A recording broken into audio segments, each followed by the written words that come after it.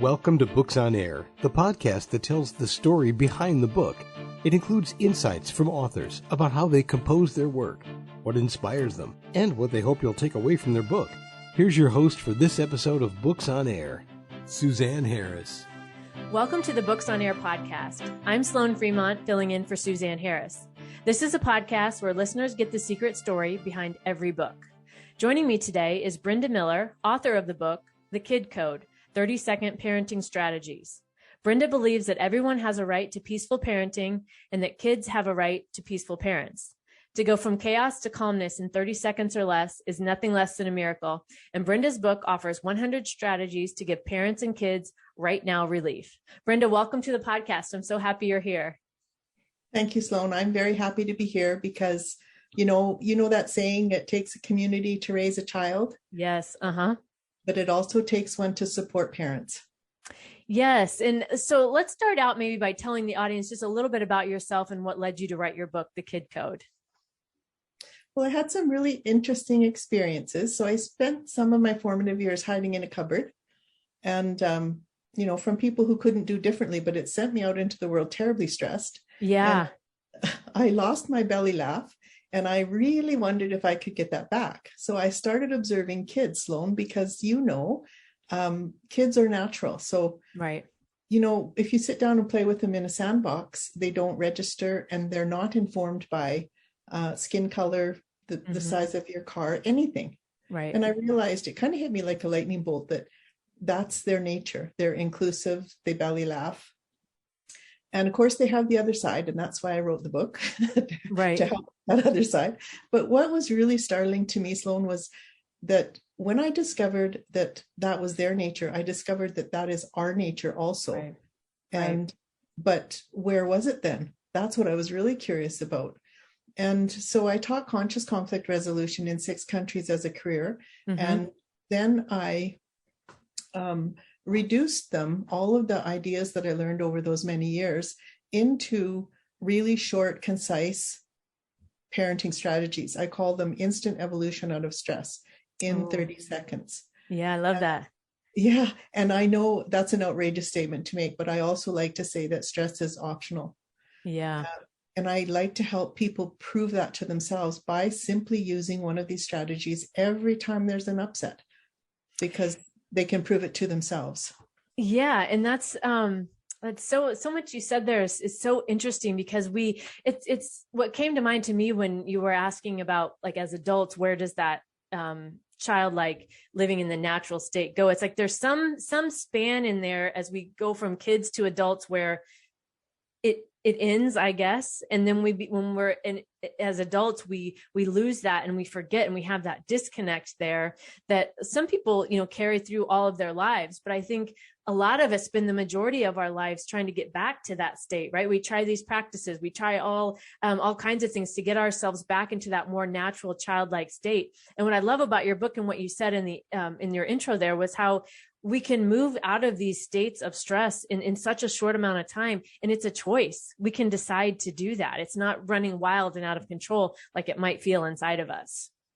No, and stress is not normal. It's familiar. Yeah. Stress is useful if we're running out of our, running away from our modern day tigers. But other than that, it is not useful. It's just familiar to us. Yes.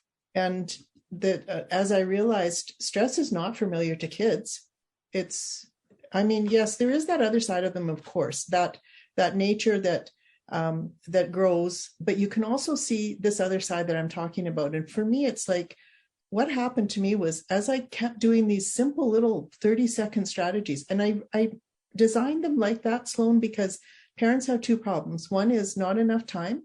And the second one is you have to have a strategy that works quickly. Yeah. And works really well. Yeah. I wasn't interested in anything that wouldn't be like really crazy helpful. Yeah. Because you know how much help parents need and how much kid chaos there is, especially nowadays. Right. Yes. So can you give us an example of some of the strategies that you have in your book? Yeah. So my favorite one is called Blessing Mistakes. So one day I was driving my dad's too big truck in his too small corral, and I put a dent in it. And Yeah. And when I told him, apologized and showed him, he opened his arms wide to me and said, "It doesn't matter a particle." Oh, And on that day, I learned how to give myself and others grace, not grief, yeah. when a mistake is made. Yeah. And I realized that, wow, we're so hard on ourselves. And then we teach our kids to be really hard on themselves. And Yes. can you, like, I don't know about you, Sloan, but I still make a lot of mistakes every day. Yes. And Yes, I do. yeah, I think everyone does. And what a relief. Like, like if I make a mistake and I say and feel the truth of the statement, I matter more than this mistake. Yeah. And Ooh, then that's really good. I matter more than this mistake. yeah, and then I make it right, because that's part two, of course, Mm-hmm. because we feel better when we don't hide a mistake, or if we ignore the mistake or justify a mistake. If you check with yourself how you feel inside when you do that, you feel worse, and that's out of our nature. Yeah. And that piling on that we do when we make mistakes, right? The shame or the guilt or the regret of, oh, if I could only go back and do this differently. Right. And none of that is useful in that moment. So being able to give ourselves that grace and being able to then, because if what I've noticed about myself, what happens internally that maybe I'm not even realizing, I externalize that in other ways to other people, right? So if we can't give ourselves grace, then how can we give it to others, right? So it starts with that internal recognition that then we can carry it on and offer to others. And isn't it interesting, Sloan, wouldn't you say that the moment that I realized that the mistake doesn't matter, and that's actually a true statement, I'm delivered back to my nature completely stress-free. Yes, it takes the pressure off. And it's like, whoa, I don't have to go through all that I usually do to myself. And it's also true. Yes. It's true that we all as humans matter more than a mistake. And so I encourage people to put up Post-it notes around their house or business or school. I talk to schools. I talked to 2 of them last week. Mm-hmm. And make the signs, or your hallways, whatever, your staff room, for love's sake, bless the mistake, or give them a break, bless the mistake, or don't cause a fight, make it right. Oh, I love all those. And that's so easy, right? Those gentle reminders, being able to give ourselves with the Post-it note, like wherever, right? The car, all around. It's a great, especially when we're in that moment, because that's the pivotal part there. When we're in the moment, we have a choice, right? We can go to our old ways, or we can do exactly what you're talking today. Take these other strategies and apply them and see how that impacts your life in such a different and more positive way. And why it works so beautifully is because it's natural to us. Yeah. Kindness instead of meanness is natural, and that's why it feels good. That's why I know it's my nature, is because if I'm kind to someone, I feel really good inside. If I'm mean to someone, I feel really awful inside. That's how I've determined what is and isn't my nature. Yes. It's so simple, right? When I hear you say it, it's such a simple reminder, but it's so true, because we all know that feeling in the pit of our stomach, right? The tightness, or, if we maybe feel it in our heart or somewhere, but being able to get back to our true nature and live from that place, I think, is especially now for parents who are, stress is, like, as we talked about, that's a normal thing for most people, but it doesn't have to be, right? We can implement these practices to approach and start our days differently and end up living a different life. Well, can you imagine, like, your child spills their cereal on the floor, sticky milk all over the place, and you say and feel the truth of the statement, "You matter more than this mistake, let's clean it up." Yeah. The child, yes, we're teaching the child that mistakes are going to happen. We're human, they do. And that there is absolutely not one good reason to stay upset about them. And there's every good reason to make them right, even if it takes the rest of your life. Even if you keep making amends. Like, let's say somebody, you made a mistake and now somebody's passed on, and you can't apologize to them. You can, for the rest of your life, do something good. Yeah. There's no end to the amount of good you can do to make a mistake right. And even thinking about that, letting those words sit and resonate, feel good, feel back to our natural state, right? Letting that sit and resonate in your body. I can feel that. Yeah. Oh, I'm so glad that's wonderful, because that's our natural state. Yeah. The other one that kind of goes with this one, Sloan, is the natural consequences that we teach. So we have about 11 kid co-teachers now. A couple of them are still in training. Mm-hmm. And we teach parents. One of the things is natural consequences. So how we like to teach that is, if everything has a consequence attached. So if we pay a little bit of attention to that, we can reduce stress in our home. Mm-hmm. Here's how. So if it rains, and I go outside without an umbrella, that's the action. The consequence is I get wet. Mm-hmm. So if we think about this, if the child has an assignment they're supposed to hand in and they don't, what are the actual consequences? So, well, they got some free time. That's true. It's true that they will cause upsets with their parents and teachers. It's true that they'll feel stress about it. It's true that they'll defend what they've done and cause themselves more stress about it. Mm-hmm. When those things are discussed in a family, like I encourage all families to make a natural consequences sheet so that everybody can understand that, everything I do has a consequence. Do I want it or not? Right. What amazing skills for a child to learn and carry that through life. Yes. And it's never, this is such an important part of this. It's never with punishment, a natural consequence. It's just a natural consequence. It's never with, you know why though? Because I love poking holes in the punishment paradigm, because put very simply, if I punish a child, I'm a good person because I'm making that child into a good person. Mm. This is not logical. Mm-hmm. Right. Right. So if we look at the logic of that, and once we realize that deeply, Sloan, the next thing we want to do is guide a child. Like, how are you internally? Which brings me to my next one, was a kid has a temper tantrum, or we have a temper tantrum, which, yes, we do. Of course we do. And so say a child is having a tantrum in the store, you can't put a lid on lava most of the time. So what you want to do is not get engaged in it. But one crazy person in the room is enough. Yeah. Yeah, that's a really good point. Yes. Yeah, we don't, it's not going to be helpful if we're upset. I don't care if other parents are watching us. I don't care if what's happening. You take care of your well-being and stay calm. We have lots of strategies for that. I imagine putting on a dunce cap, because if I love this part. So I've noticed, I started watching myself when I was angry, and I would notice the very first thing I would do, first I would think like a dunce, then I would speak like one, and then I would act like a dunce. So really, because you watch this, because we become completely irrational the moment we're angry. So, and I've not found a good reason. I'm open and I've been looking for many years, but there's never been a good reason for me to stay angry. So anyway, another one is, this is taught by a Canadian teacher and author. So put a note in your pocket that says, I don't need my angry story anymore. So while your kid is tantruming, you just pull this note out and you remind yourself, I don't need to get angry.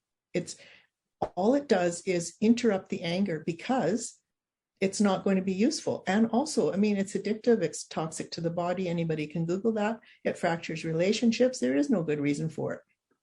And often if we relax, like you're saying, it goes away. That buildup of that anger in that second, it doesn't take long for it to go away. And so if we can control ourselves in that moment, we'll have such a different outcome. And I also think, listening to you talk like, in the tantrum situation where maybe other parents are watching, sometimes it seems like the societal norm is that people expect the parent to get mad. And so I wonder if that's, if people are just used to that because that's what's expected of them. And you're offering another option here where, no, you don't have to do that, right? There's other ways you can manage the situation. And I'm not saying we bury our feelings about that. I'm saying we process them, but we don't need to say a word while we do it. It can actually process right through ourselves because it's not natural to us. Otherwise it cements and reappears. But, we can also do things like women can do Kegels. Mm-hmm. We can recite baseball stats or anything like that. We can do breathing. We can silently sing a song, anything to keep us from making it worse. And interrupt the pattern. For kids, I feel this is vital. Yes.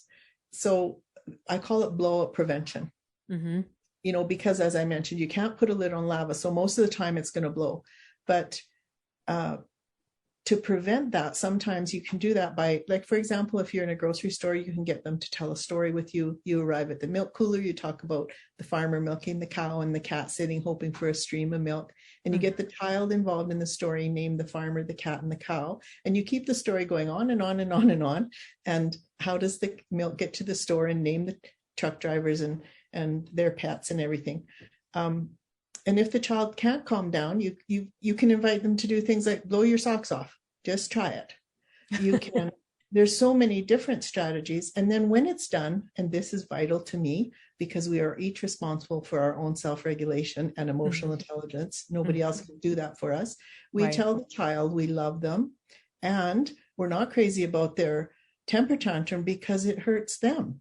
Yeah. Yeah. That little bit of information really helps a child realize the truth. Yeah. Wow. That's very profound, very, very impactful, I would think. And I'm thinking if, as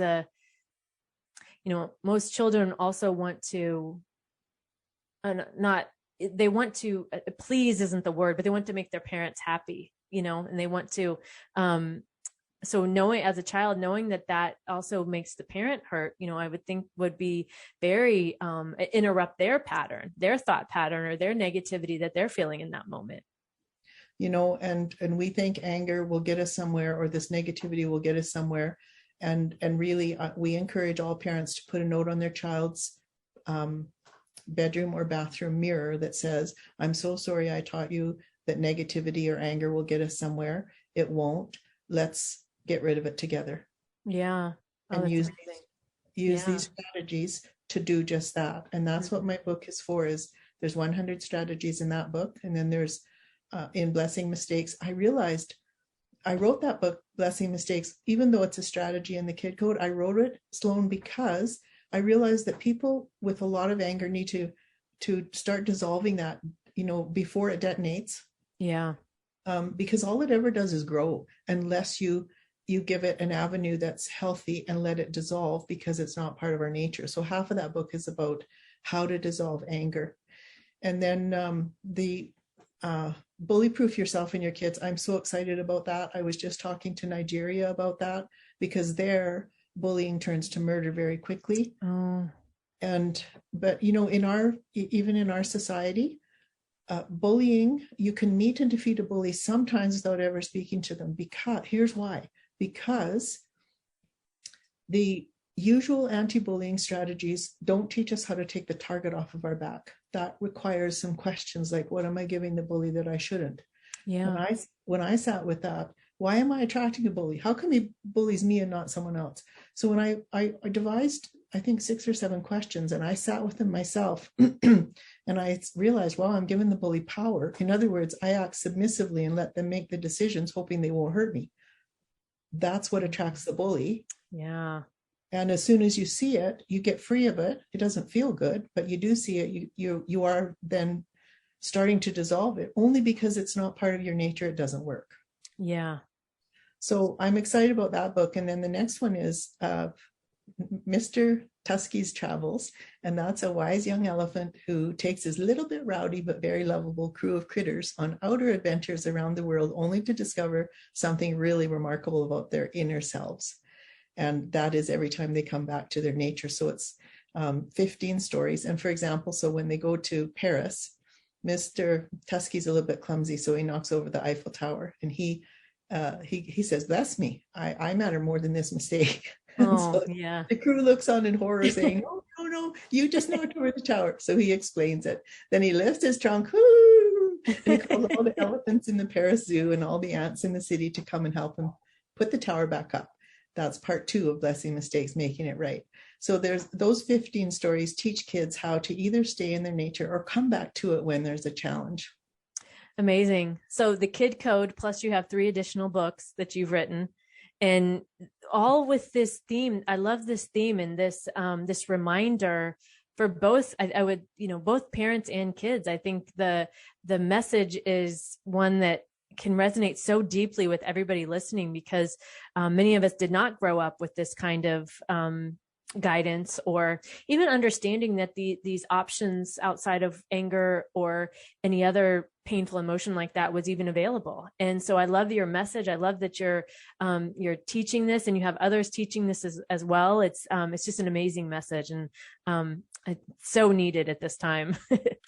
Yes, it really is. And it's such a nice relief to be able to use, all these take 30 seconds or less, don't they? Yeah. Yeah. And the willingness to recognize it and do it. And yeah, that's right. Yeah. And have such a different experience in life that it seems like most people are looking for, really, if most people are. Wouldn't you say that almost everything we do is towards well-being, but we don't actually know or haven't landed on what causes long-term, permanent, unshakable well-being? Yes, for sure. Like, don't you and I go to work hoping for well-being of some sort? Don't we have families for the same reason? And yet the truth of it is, like, our nature is not gone. It's the long forgotten whisper of well-being, just waiting for us to uncover it. And I had no idea that doing these strategies would uncover it, and it did. Oh, amazing. That's amazing. Mm-hmm. I think we could talk for hours about this, but we're coming to the end of our time. So my guest this week has been Brenda Miller, author of The Kid Code, 30-Second Parenting Strategies. And before we close out, Brenda, what's one thing you want to leave the readers or the listeners with today to make sure they know about your book?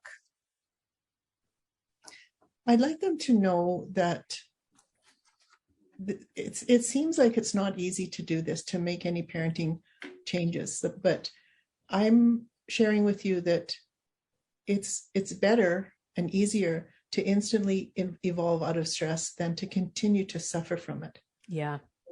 That's our goal, is to help people rediscover their joyfully harmless nature and teach that to their kids and send them out into the world really well loved, equipped with these tools that will blossom them. And you can find me at my website, which is really easy, thekidcode.ca. Okay, amazing. And I'll link to that in the show notes so the listeners can find that. Okay, Sloan, thank you so much. Yes, thank you, Brenda, for joining us today and being our guest on Books on Air. And congratulations on the success of your books. That's amazing. You can find more about The Kid Code, 30-Second Parenting Strategies on Amazon. And as I mentioned, I'll link to the book and Brenda's website in the show notes, so be sure to check that out. You've been listening to the Books on Air podcast, brought to you on webtalkradio.net. You can also hear this podcast on Spotify, iHeartRadio, Stitcher, and Apple Podcasts. I'm Sloan Fremont, and I hope you'll join us for the next Books on Air podcast. Remember, you never know who's going to be here, and you never know what we're going to talk about. Thank you so much for listening.